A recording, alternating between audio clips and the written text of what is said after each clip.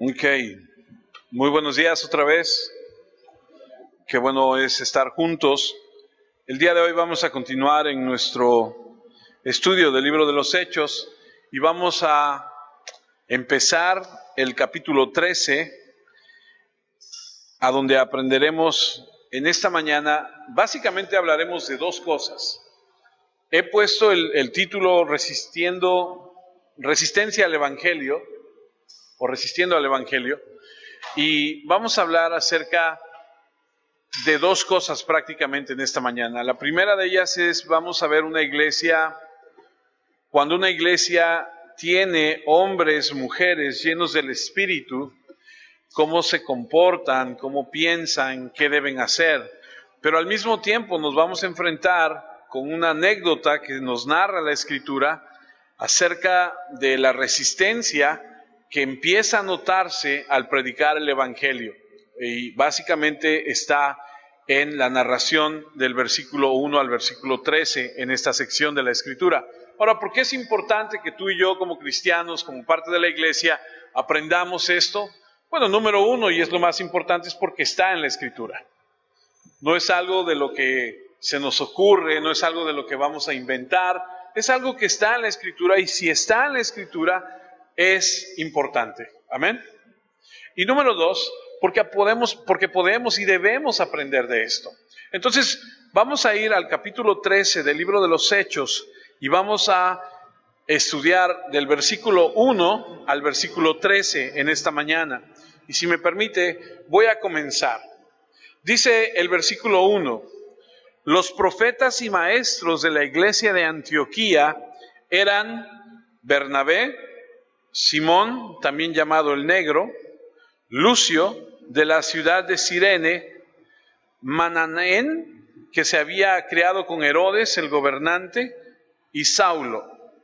Versículo 2: un día, mientras ayunaban y adoraban al Señor, el Espíritu Santo dijo: aparten a Bernabé y a Saulo, para que hagan el trabajo para el cual los he llamado.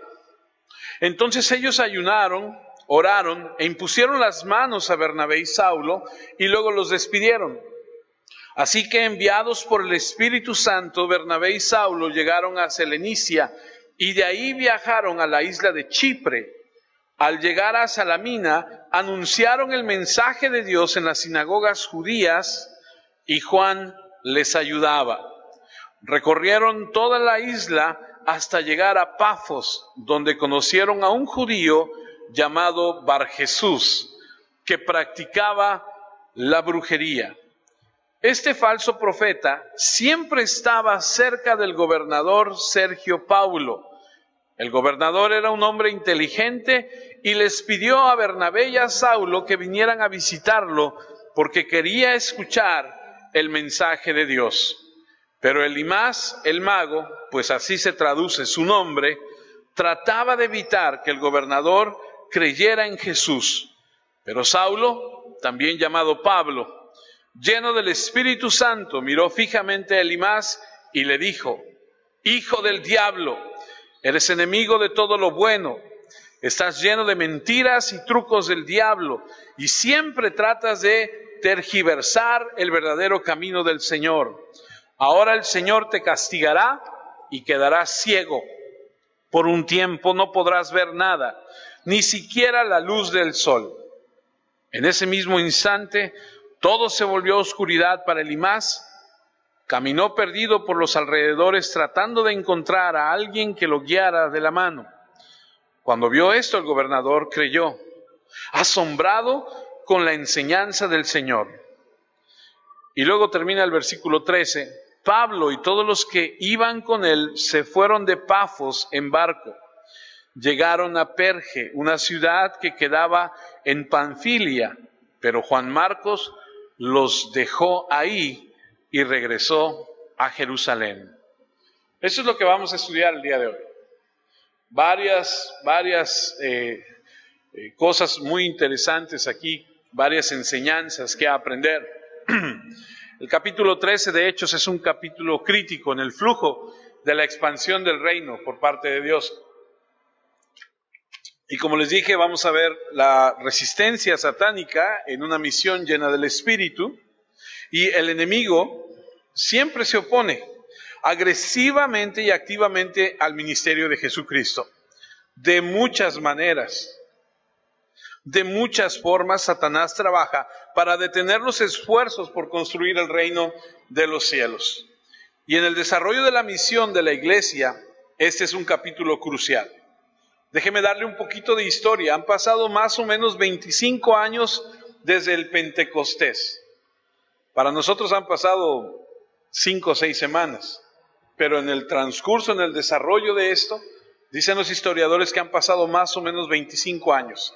La iglesia, por lo tanto, como hemos aprendido, ha florecido, ha crecido, se ha desarrollado. Ya no nada más está en Jerusalén, en Judea. Acuérdense que ya llegó a Samaria y ha habido una concentración principal en estos primeros años de la iglesia. Pero ahora es el momento de entrar en el mundo gentil. Es el momento de comenzar a establecer este elemento final de la comisión de nuestro Señor, que es ir y predicar el Evangelio a toda criatura, hasta el último rincón del planeta. Y entonces se ha plantado una base de operaciones muy efectiva en el mundo pagano, en la iglesia de Antioquía. Ya lo empezamos a estudiar desde hace unas semanas. Este lugar a donde era conocido como un lugar extremo, a donde se hacían cosas realmente extremas, de idolatría, de paganismo, de muchas cosas. Y ahí Dios decidió empezar la iglesia en Antioquía. Y esta iglesia clave es el lugar básico en el que nos encontramos en el capítulo 13. La iglesia tuvo un gran comienzo, narrado para nosotros en el capítulo 11, un gran crecimiento, un gran impacto, y la iglesia fue una iglesia que tuvo una actitud de obediencia y empezó a hacer las cosas que se le mandó a hacer, y empezó a desarrollarse como una iglesia maravillosa que honra a Cristo, una iglesia que honra a Dios, una iglesia llena del Espíritu Santo, y en crecimiento, una iglesia fuerte y lista para ir al mundo, llena del Espíritu Santo. Y una iglesia, escuche esto, una iglesia llena del Espíritu se define simplemente como una iglesia en la que la gente camina constantemente en obediencia a la voluntad de Dios. En otras palabras, si nosotros queremos que esta iglesia, que nuestra iglesia, Soli Deo Gloria, que significa solo a Dios la gloria, sea una iglesia llena del Espíritu Santo, tendremos que caminar constantemente en obediencia a la voluntad de Dios. ¿Y dónde se expresa la voluntad de Dios? ¿Dónde conoces la voluntad de Dios? En su palabra. Lo que dice la palabra de Dios, lo que hay aquí en estas páginas, es lo que nos enseña la voluntad de Dios. Si tú quieres ser parte de esa iglesia llena del Espíritu Santo, tenemos que constantemente caminar en obediencia a su voluntad. Lo puedes leer en varias partes de la Escritura. Colosenses, Efesios, vas a leer cosas como sean llenos del Espíritu Santo, habite en abundancia la palabra de Dios en ustedes, etcétera, etcétera.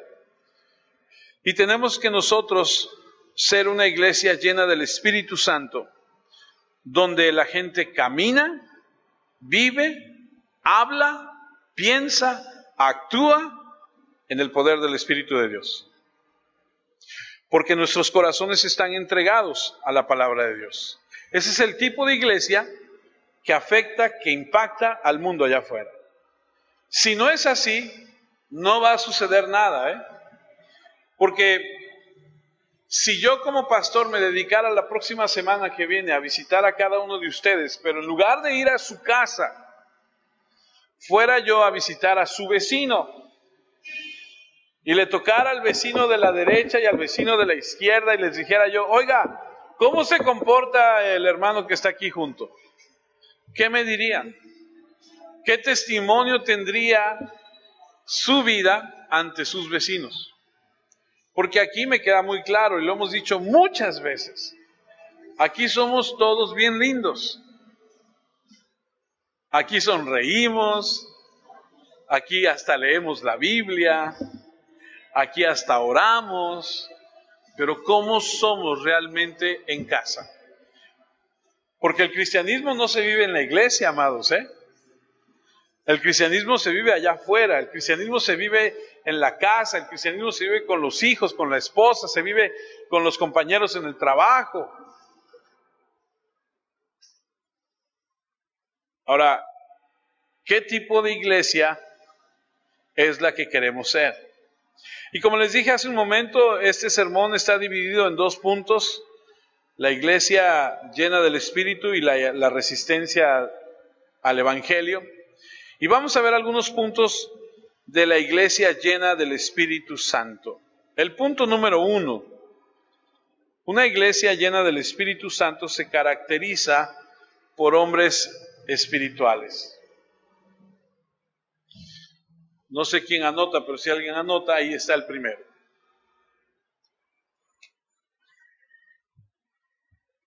Versículo número 1 de Hechos 13. Los profetas y maestros de la iglesia de Antioquía eran Bernabé, Simón, también llamado el Negro, de la ciudad de Cirene, Manaén, que se había creado con Herodes, el gobernante, y Saulo.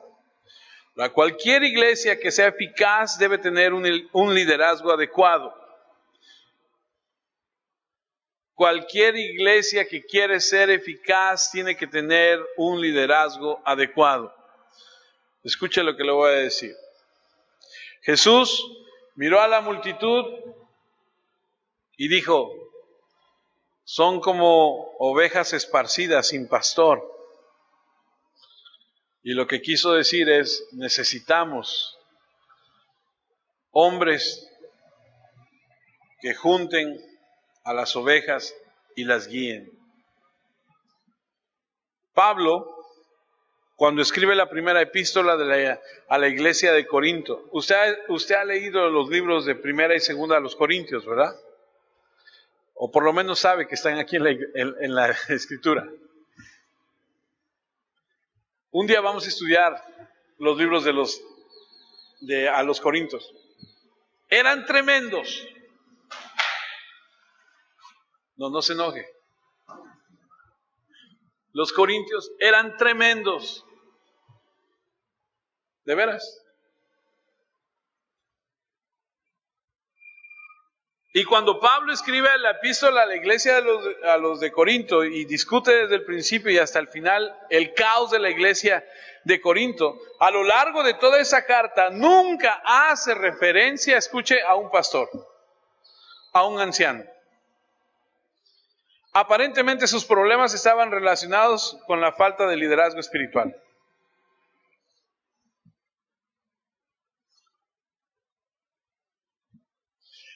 La iglesia llena del Espíritu y controlada por el Espíritu siempre debe contar con hombres espirituales fuertes como líderes. Dios siempre le ha dado mucha importancia a esto. Acompáñame a leer Hechos 6, versículo 3. Hechos 6, versículo 3 en adelante. Entonces, hermanos, elijan de entre ustedes a 7 hombres de toda su confianza. Ellos deben tener mucha sabiduría y estar llenos del Espíritu Santo. Nosotros les encargaremos ese trabajo. Así podremos dedicar nuestro tiempo a orar y a enseñar la palabra de Dios. A todo el grupo le gustó la idea, entonces eligieron a 7 hombres. Esteban, hombre de mucha fe y lleno del Espíritu Santo, Felipe, Prócoro, Nicanor, Timón, Parmenás, Nicolás, uno de Antioquía que se había hecho judío. Ellos le presentaron a los 7 hombres a los apóstoles, quienes oraron por los recién elegidos y les impusieron las manos. Me brinco al versículo 8. Esteban, lleno del poder y de la bendición de Dios, hacía grandes maravillas y señales milagrosas entre su pueblo. Ahora, aquí vemos claramente que los apóstoles tenían que dedicarse a la oración, al ayuno, al estudio de la palabra, y no podían estar atendiendo otras cosas. Entonces ellos eligieron 7 hombres, pero no eligieron a cualquier clase de hombre. No dijeron al primero que iba a pasar, ay, tú ven acá, ven, tú nos vas a ayudar. No, ellos eligieron a 7 hombres, y una de las características de uno de esos hombres es que nada más y nada menos estaba lleno del poder de Dios. Y era el que repartía la comida a las viudas, Era el que ayudaba a hacer los quehaceres de la iglesia. Nada más que este hombre que ayudaba a hacer las cosas en la iglesia, hacía grandes maravillas y señales milagrosas entre el pueblo. Ah, caray. Porque si a ti alguna vez te ha tocado en este lugar o en cualquier otro lugar servir en la iglesia, a lo mejor barrer la iglesia, a lo mejor lavar los baños, a lo mejor cantar, a lo mejor recoger la ofrenda, a lo mejor estar con los niños, qué sé yo.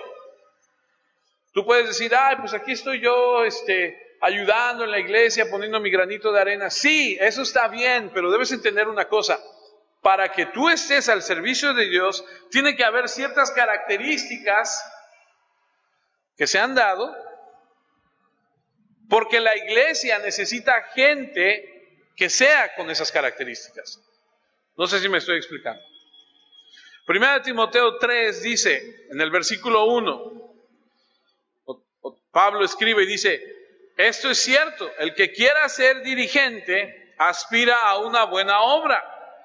Es necesario que un dirigente lleve una vida que nadie tenga por qué criticar y que muestre las siguientes cualidades: ser sensato, respetable, fiel a su esposa, tener dominio propio, estar dispuesto a recibir en su hogar a los necesitados y ser capaz de instruir a otros en la fe. Un dirigente no debe emborracharse ni pelear, sino ser amable, pacífico y no amar el dinero. Debe dirigir bien a su propia familia, es decir, que sus hijos le obedezcan y siempre los respete. Si un hombre no sabe dirigir su propia familia, entonces tampoco, diga conmigo tampoco, podrá cuidar de la iglesia de Dios. Entonces, es muy sencillo. Todos y cada uno de nosotros tenemos un llamado de parte de Dios para servirle a Él en diferentes áreas de la iglesia. Y yo no sé usted, pero esta iglesia, aun cuando el día de hoy seamos pocos o muchos, de acuerdo como usted lo vea, usted debe entender una cosa: no siempre va a ser así. No siempre debe ser así. Debe llegar el momento en que este lugar, esta iglesia crezca. Y cuando este lugar crezca, ¿quiénes creen ustedes que son los que van a estar trabajando para otros que van a llegar? Ustedes.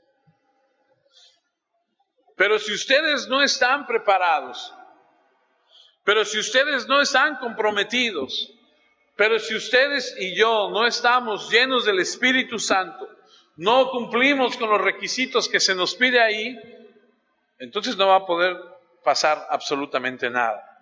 Solamente nos convertiremos en un club más, solamente seremos un lugar de reunión más. Porque ¿cuántos de ustedes saben y están de acuerdo conmigo que a nosotros, entre nosotros nos podemos engañar, podemos tener una careta, pero a Dios nadie lo engaña?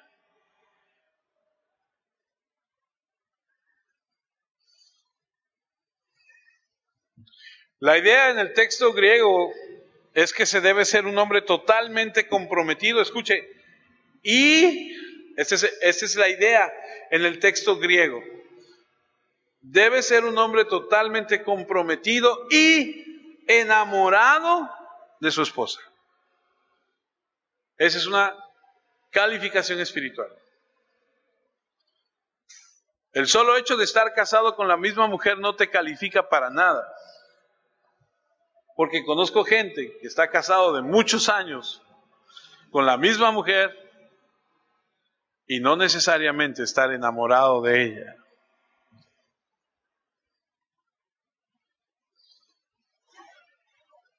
debes amarla, estar comprometido con ella. Además debes ser sobrio, templado, de buen comportamiento, debes ser hospitalario, tienes que tener habilidad para enseñar.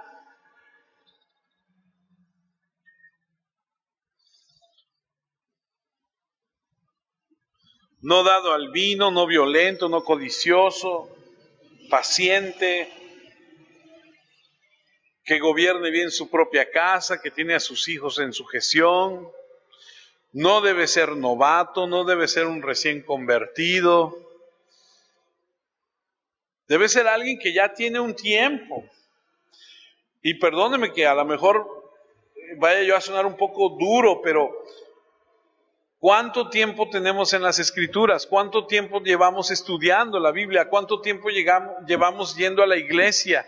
Y si tú llevas mucho tiempo yendo a la iglesia y sigues siendo la misma persona, estás perdiendo el tiempo. Y eso no quiere decir que te vayas, no. Quiere decir que cambies. Eso quiere decir. Más bien eso es lo que quiero decir.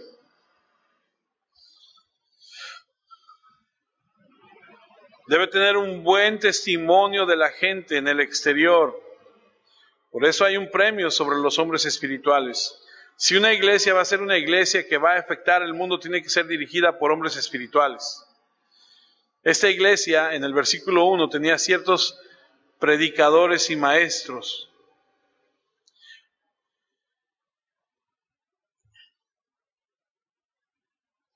¿Te será muy difícil regresar al versículo 1? Por ahí lo tienes cerca, creo, unas 2 filminas atrás.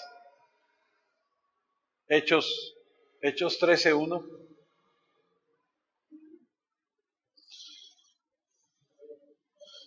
Perdón que no lo puse ahí.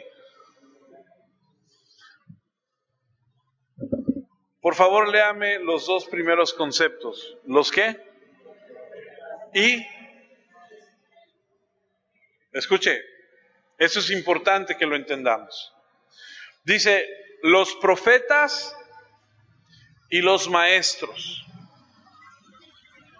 Para poder entender este concepto necesitamos estudiar un poco más la Escritura. No es el tema, pero tengo la obligación de enseñárselo para que usted lo pueda empezar a comprender. Los profetas en ese momento tenían la capacidad de parte de Dios, de recibir de parte de Dios en ese momento y para los propósitos de Dios, la información, y ellos la entregaban. Así dice el Señor. Y entonces la entregaban. Después, la investidura de profeta pasa de ser este hombre que recibe y que escucha la palabra de Dios directamente de Dios a ser un predicador.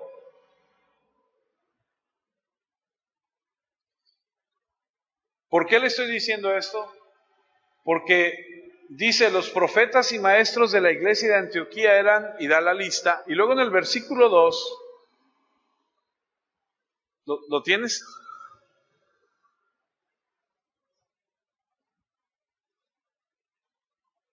Perdón, es que aquí no lo tengo.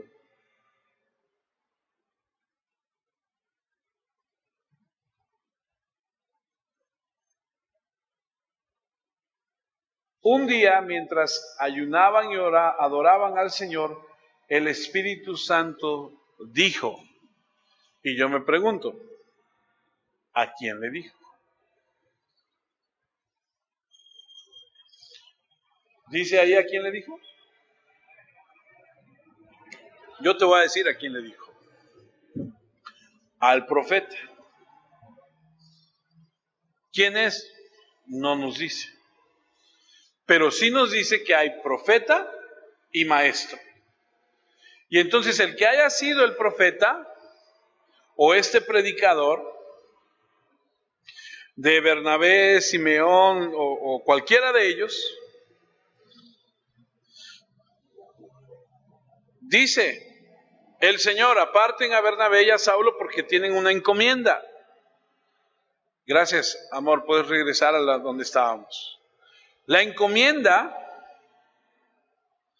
era que estos dos hombres iban a ir a predicar el Evangelio. Ahora, ¿por qué le estoy diciendo de estas dos distinciones? Porque hoy día hay muchas iglesias donde dice, yo soy el profeta fulano de tal y traigo una palabra de parte de Dios.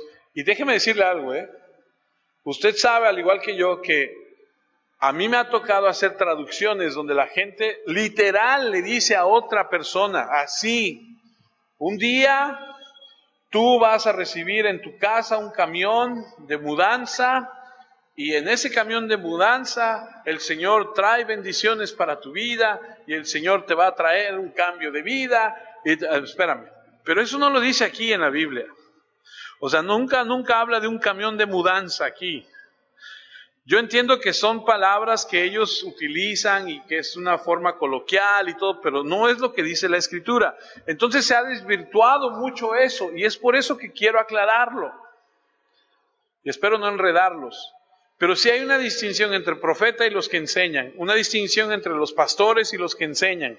Los apóstoles que hemos aprendido que son solamente aquellos que caminaron con Jesús, que lo vieron morir y que lo vieron resucitar.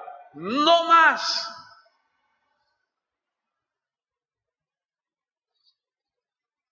Es importante que lo vayamos aprendiendo.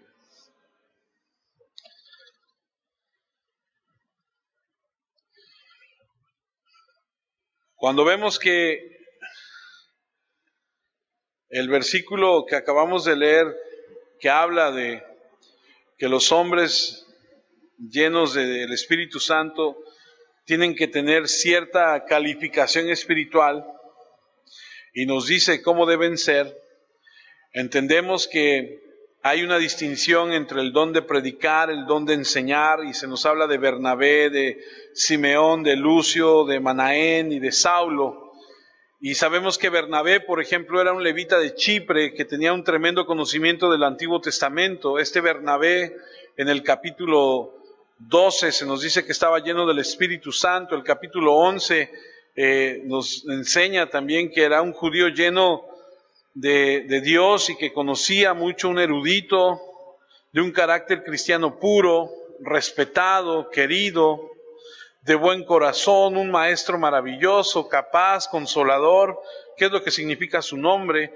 Y vemos que entonces que este Bernabé es un hombre capaz.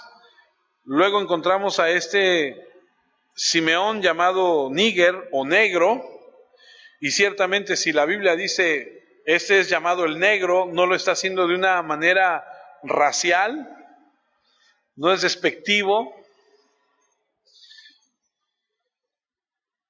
Y algunos piensan que bien pudo haber sido Simeón de Cirene, el mismo hombre que cargó la cruz de Jesucristo cuando camino a la crucifixión. Cristo ya no puede con la cruz porque está golpeado, porque se está cayendo, se tropieza, y no es que no pueda en sí, sino que al tropezar los romanos toman al primero que está cerca y es Simón de Cirene. Muchos creen que es este hombre, un gentil. Luego estaba Lucios, otro gentil de África. Manaén dice que se crió con Herodes en la familia de Agripa, y luego está Saulo, destinado a ser la clave para la evangelización del mundo pagano. 5 hombres espirituales, 5 predicadores o 5 profetas y maestros piadosos, sin duda judíos, gentiles, ricos, comunes, todos elegidos y todos controlados por el Espíritu Santo. Y hay un gran principio aquí, y es que la iglesia siempre debe ser guiada, escuche con atención, la iglesia siempre debe ser guiada a través de una pluralidad de hombres piadosos. ¿Qué quiere decir eso? Que yo no puedo ser el único. No es bíblico. La iglesia nunca debe estar bajo el liderazgo de un solo hombre que gobierne. Necesitamos más hombres en el liderazgo de la iglesia.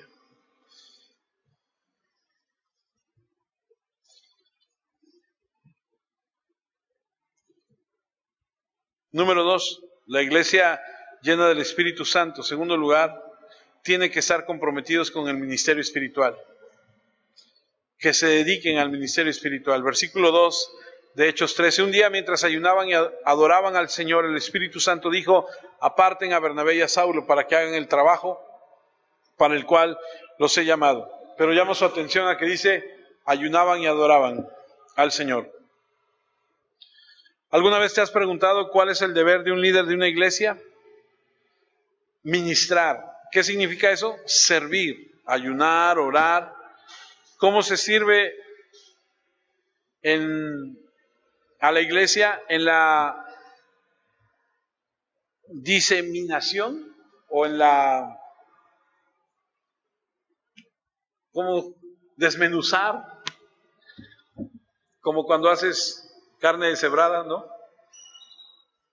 Cuando quitas así y vas pedacitos por pedacitos.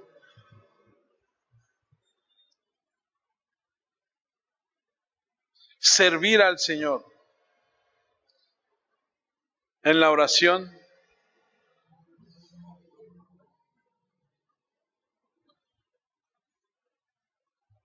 Hechos 13 que estamos estudiando nos habla del ministro, del ministerio, y es una palabra interesante. La palabra original es leiturge, de donde sacamos liturgia, que básicamente significa servir de manera sacerdotal, servir en términos de adoración.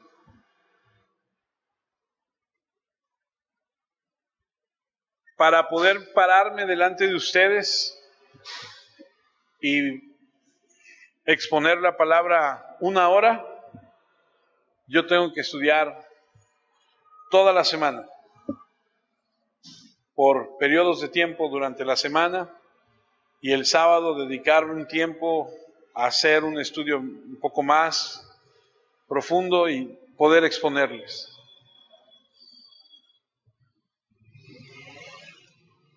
Pero, ¿qué si la iglesia fuera 10 veces más grande que ahorita? O el doble, o el triple. ¿O qué si hubiera que lavar, que hubiera que barrer, que hubiera que ir, que hubiera que hacer esto? Yo no lo puedo hacer solo.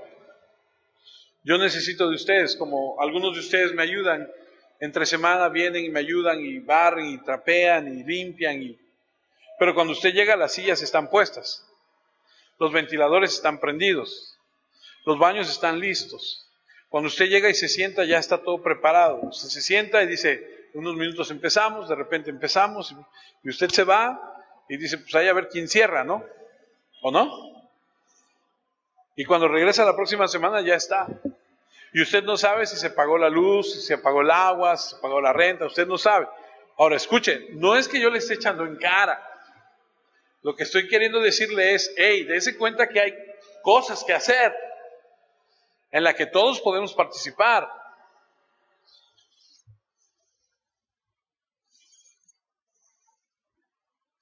Primera de Pedro 2:5 dice: ustedes también son como piedras vivas que Dios utiliza para construir un templo espiritual. Ustedes sirven a Dios en ese templo como sacerdotes santos y por medio de Jesucristo ofrecen sacrificios espirituales agradables a Dios. Un pastor conocido dijo: si me preguntas, por ejemplo, ¿qué doy? ¿Qué le das a Dios? Bueno, no sacrifico cordero o tórtala, no sacrifico una cabra, un carnero. Mi sacrificio a Dios es mi servicio prestado en cada sermón, como si estuviera ofreciendo en el santuario a Dios.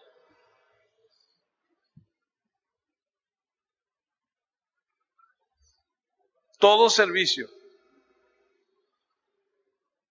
En el versículo 2 de Hechos 13 fue visto como un ministerio para el Señor. Todo lo que hicieron fue un sacrificio espiritual ofrecido a Cristo.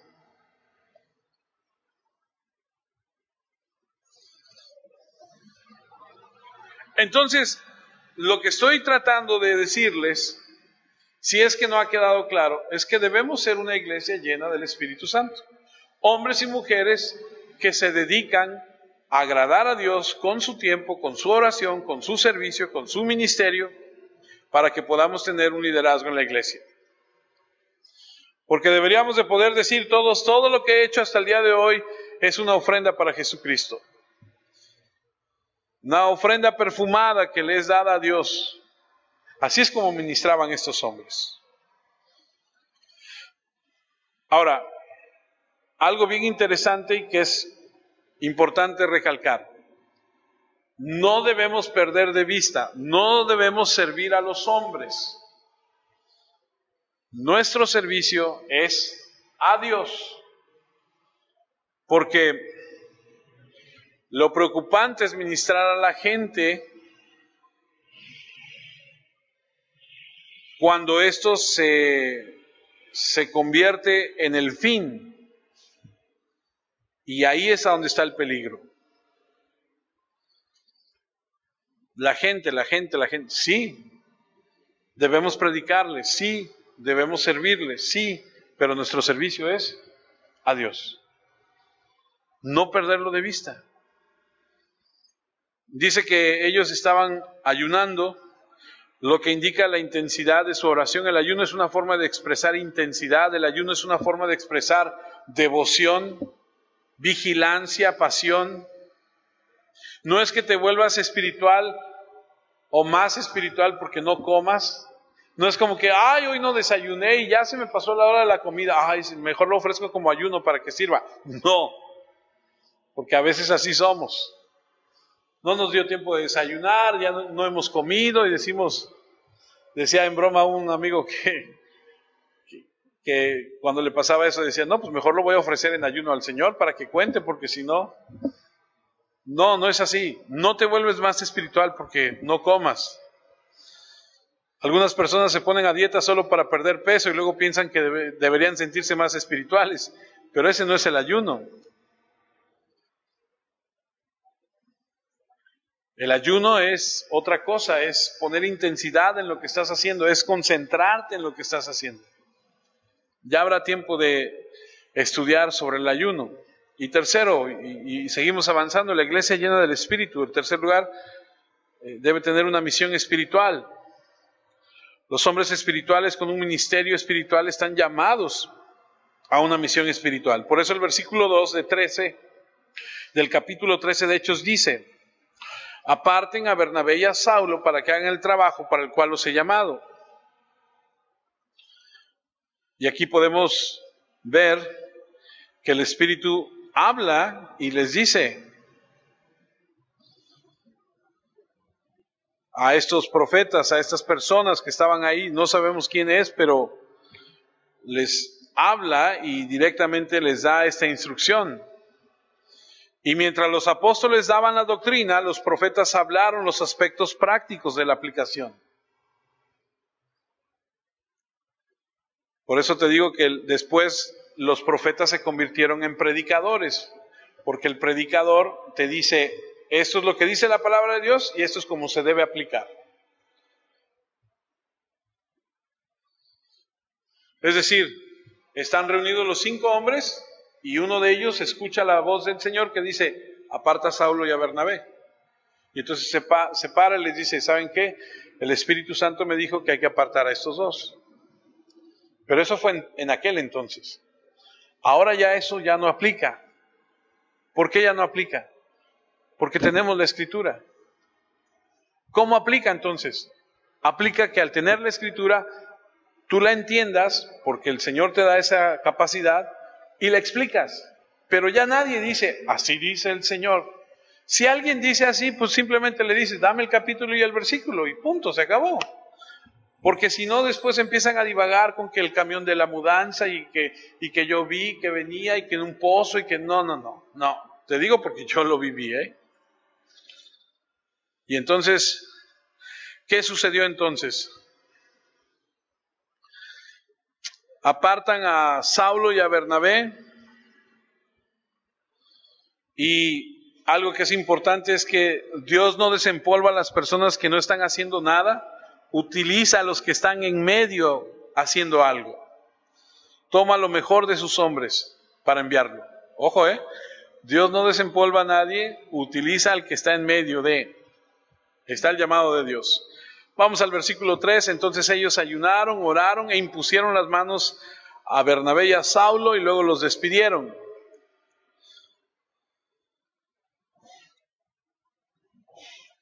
A veces nos enredamos tanto en tantas cosas y es tan sencillo. Oraron, les impusieron las manos, que no es otra cosa más que un signo de afirmación, de confirmación, de decirles, estamos con ustedes, nosotros los respaldamos, vayan y hagan lo que les han pedido que hagan. Versículos 4, así que enviados por el Espíritu Santo, Bernabé y Saulo llegaron a Seleucía y de ahí viajaron a la isla de Chipre, y al llegar a Salamina anunciaron el mensaje de Dios en las sinagogas judías y Juan les ayudaba. Esta era la ciudad principal comercial, una ciudad grande, mucha población judía, y vemos que albergaba sinagogas. Tal vez había varias de ellas en la ciudad. Entraron a estas sinagogas y predicaban, y vemos que Juan está con ellos. Este Juan es Juan Marcos, el de Hechos 12:12, donde su mamá se llama María y a donde tienen estudios bíblicos allá en su casa. Eso ya lo vimos. Y ahorita vamos a ver un poquito más de qué pasa con este hombre. Versículo 6, recorrieron toda la isla hasta llegar a Pafos, donde conocieron a un judío llamado Barjesús, que practicaba la brujería, este falso profeta. Y aquí entramos a la segunda parte de la predicación. Primero vimos la iglesia necesita hombres y mujeres llenos del Espíritu Santo, y ahora vamos a ver cómo hay resistencia. Pafos era un lugar muy interesante, sede del gobierno romano, también el centro de adoración de Venus, una legendaria diosa del amor y del sexo. La tradición dice que Venus nació cerca de Pafos y nació de la espuma del mar, y bueno, se hacía una serie de orgías salvajes y extravagantes. Era una ciudad que era considerada como un pozo de pecado y se revolcaban en la inmundicia moral. Y me llama mucho la atención que Dios en esos lugares llenos de perdición es a donde los mandaba. Y predicaban el Evangelio. Versículo 7, siempre estaba cerca del gobernador Sergio Paulo, este famoso Barjesús. El gobernador era un hombre inteligente y les pidió a Bernabé y a Saulo que vinieran a visitarlo porque quería escuchar el mensaje de Dios. Es el gobernador, una persona importante, tenía la intención de escuchar el Evangelio. Se les fue dada una audiencia, pero este hechicero, Barjesús, siempre estaba cerca del gobernador. Este brujo, que dice que practicaba la brujería, tiene la intención de resistir. Dice el versículo 8, pero Elimás, el mago, porque brujería, hechicería, magia, todo es lo mismo. Bueno, en un sentido, ¿no? Es decir, el brujo practica la hechicería, y la hechicería, el ocultismo y la astrología, y viéndola de una manera religiosa, es todo lo mismo con las prácticas satánicas. Pero Elimás, el mago, pues así se traduce su nombre, trataba de evitar que el gobernador creyera en Jesús. Les resistió. Y aquí está el gobernador diciéndole a ellos, quiero saber más de ustedes, de la palabra de Dios. ¿Y quién se ve amenazado inmediatamente? Satanás. Y entonces utiliza Elimás Barjesús para resistirle al mensaje, para alejar al gobernador de la fe. Y yo no sé usted, pero siempre que te propones predicarle la palabra a alguien, siempre va a haber oposición. Porque estás en una batalla por el alma de esa persona. Y no se te olvide nunca esto, La lucha no es contra la señora que está diciendo que no es contra carne y sangre, es contra principados y potestades. Y aquí está el emisario de Satanás, un judío renegado que ha rechazado la religión verdadera, un falso profeta autodenominado que se ha apegado al líder de este país, que no está permitiendo que conozca la verdad de Jesús. Y fíjate qué interesante es que 1 Timoteo, capítulo 4, versículo 1, dice que en los últimos tiempos algunos se apartarán de la fe, les harán caso a espíritus que mienten y seguirán enseñanza de demonios. Asombroso. ¿Te has preguntado por qué alguna vez alguien viene y parece estar interesado en la fe y de repente se aleja? Dices, oh, ya venía, pues sí, pero se deja seducir. Segunda de Timoteo 3:8 habla de dos personajes en el libro de Éxodo, allá en el tiempo de Moisés. Ellos están en contra de la verdad como Janes y Jambres, quienes estaban en contra de Moisés. Tienen mentes retorcidas y han fracasado en la fe. Si alguna vez viste la película esa del El Príncipe de Egipto, recordarás cuando Moisés llega a la presencia del faraón y avienta su vara y se convierte en una serpiente, y Janes y Jambres avientan también sus varas y se convierten en serpientes, pero la de Moisés se come a esas dos. Son estos hechiceros. Hay otros como ellos que están en contra, resisten la verdad con mentes corruptas, reprobados en cuanto a la fe. Segunda de Timoteo 3:13 dice, pero los perversos y los engañadores irán de mal en peor, engañarán y serán engañados. Y aquí está la seducción satánica que ocurre cuando la fe se enfrenta a un alma. No es nada nuevo. Estaba en el tiempo de Moisés, está ilustrado aquí en Hechos 13 y sucederá en los últimos tiempos, oposición al Evangelio.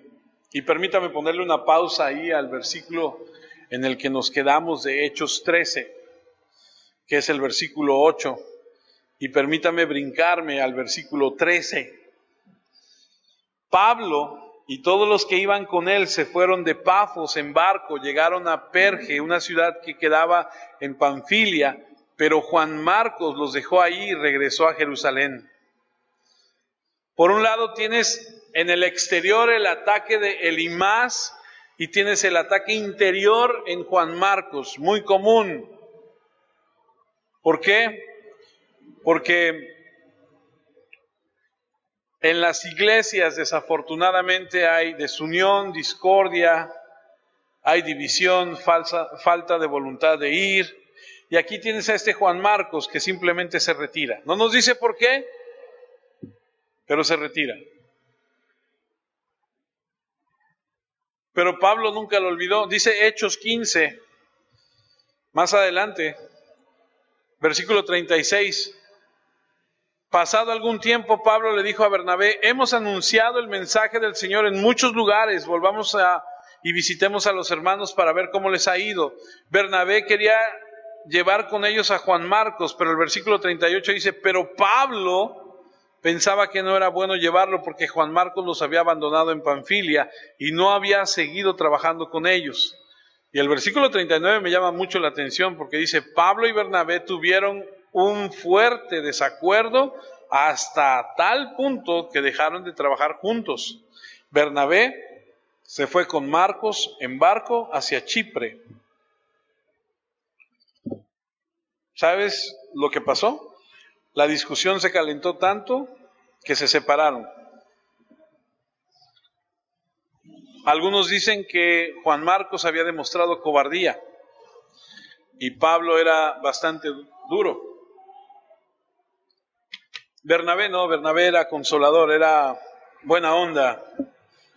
lo perdonó, lo quiso restaurar, le dio la segunda oportunidad y se lo llevó. Después ya Pablo viejo le da la segunda oportunidad, allá en 2 de Timoteo 4:11 dice, solo Lucas está conmigo, así que busca a Marcos y tráelo cuando vengas, él me será útil en el trabajo aquí. Es decir, Pablo con el tiempo recapacitó, pero Marco,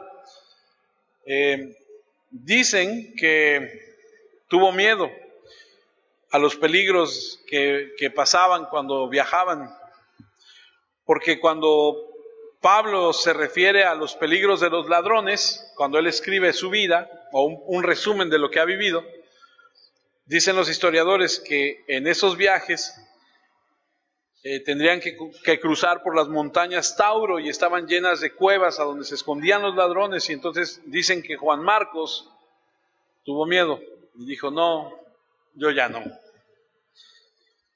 Y entonces es por eso que los abandona. Me regreso al versículo 9, ya vamos a acabar.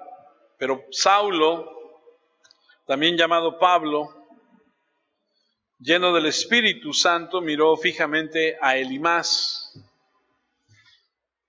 Pablo era confrontativo, Pablo era así directo. Ese no se andaba por las ramas. Pablo se voltea, lo mira fijamente. ¿Alguna vez usted, como papá, le ha dicho a sus hijos, a ver, te voy a decir algo, pero quiero que me mires a los ojos? ¿Alguna vez le ha dicho así?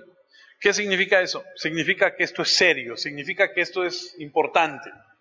Y entonces Pablo miró fijamente a Elimás, y en el versículo 10 le dijo, hijo del diablo, eres enemigo de todo lo bueno, estás lleno de mentiras y trucos del diablo, y siempre tratas de tergiversar el verdadero camino del Señor. Y aquí podemos ver que le dice que es hijo del diablo, que está lleno de mentiras, de trucos, de engaño,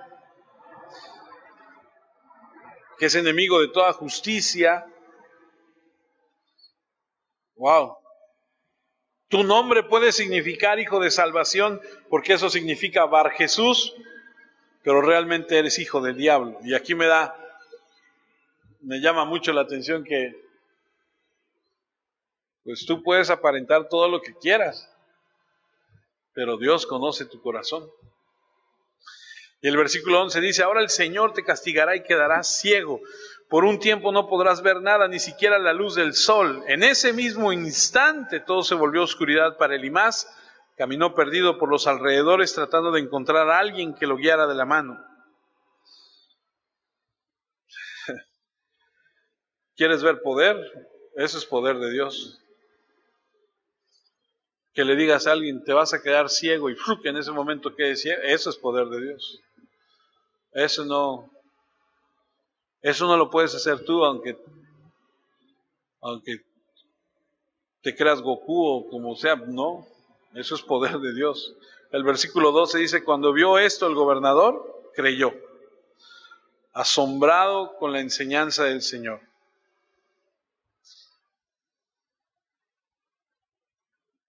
Así que, amados, primero, ser personas llenos de Dios, guiados por el Espíritu, viviendo lo que dice la Escritura.